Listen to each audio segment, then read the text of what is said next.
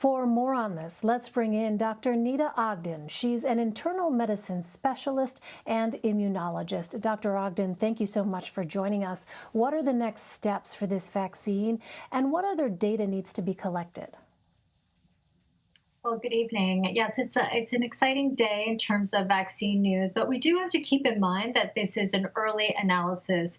The data regarding the vaccine still needs to be peer reviewed, and it still needs to go before the FDA. So, what is left? Well, now Pfizer needs to complete the 2 months of safety and efficacy monitoring that's required before it seeks emergency use authorization from the FDA, and that's expected to happen next month. After that, we can expect to see them start rolling out nearly 30 to 40 million doses of the vaccine if everything goes smoothly. If the FDA and its independent expert panel all agree that this is safe and okay for the United States to start using in such a large population, then we could see it reaching about 50 to 20 million Americans by the end of the year, by the beginning of the new year, because keep in mind, again, as we keep saying, it's a 2-dose vaccine. So in terms of the rest of us, I think that sort of timeline of spring makes more sense. And there's a lot that has to happen here still. This vaccine requires extremely cold temperatures to be stored. So there's that in terms of storage and where will all of them go. So there's a lot that needs to be planned. And President-elect Biden is already working on this in terms of how to scale up so that we can actually not just make the vaccine, but store it and then get it to everyone who needs it. Well, Doctor, as we previously mentioned, the U.S. surpassed 10 million coronavirus cases. Experts say the country is entering the worst phase of this pandemic. What can we expect over the next few months as we head into winter?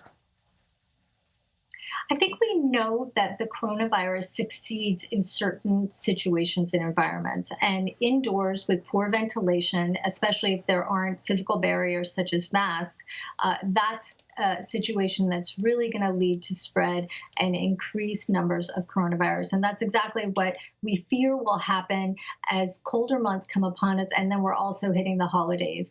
There's certain areas of this country where people have become more lax because they might have seen a more extreme coronavirus incident in the spring. And that's something to be worried about. No one should feel complacent that just because the numbers looked a certain way even 1 week ago, that they're in the clear for Thanksgiving. The most important thing now is that we continue to be extremely vigilant, that we limit the number of people that are indoors and try to really stick within our pods, our small family, groups, so that we're not leading to accidental spread of the virus. So I think those are things to think about as we enter the winter months, because we're already in the middle of a real surge throughout the country. And this could only get worse if we continue to be lax with those measures.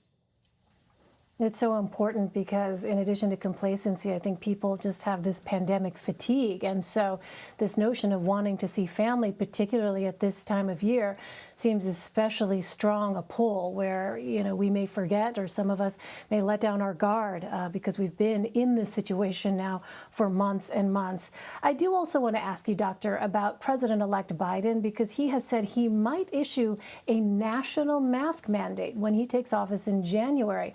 A national lockdown of some kind could potentially be on the table as well. How much of an impact, Doctor, could both of these policies have on the spread of the coronavirus?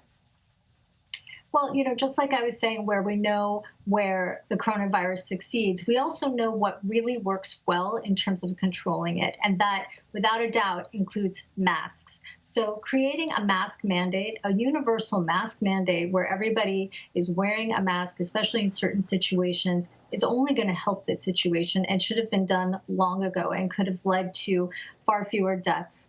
This has been documented in studies. And as well as the lockdowns. People fear the word of national lockdown, but we can see in Europe, and I believe President-elect Biden is thinking of doing this as well, is treating it in a measured way. So, in New Jersey, where I live, Governor Murphy has now instituted certain curfews. There's a measured way to go about it so that life can still go on, but safely. and we continue to make progress in the time of the pandemic. And I think that President-elect Biden is also looking towards greater testing and tracing and being more effective as using those tools, because they haven't succeeded so far in terms of controlling the virus. So those will all be extremely important as we look at the months ahead. You mentioned those various elements like testing and tracing. Mr. Biden announced his COVID-19 advisory board on Monday, as he promised.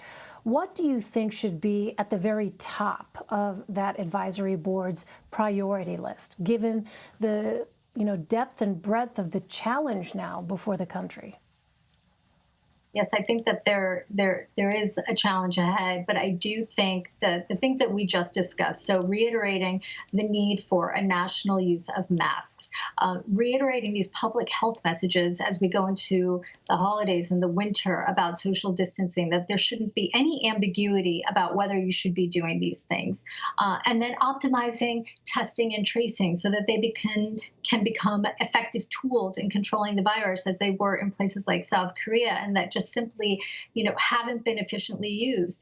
I think also what's going to be really important is reestablishing just sort of a trust in the vaccine, in science, and that means putting an investment in public health. I mean, just today with this news, I heard, lots of sort of people talking about, chattering about the vaccine, and it's those informations that our federal government needs to seize upon those times so that we can start educating people on what does that mean, what does 90% effective mean, and why did this vaccine develop so quickly? Sort of dispelling those myths that are driving people to be somewhat skeptical.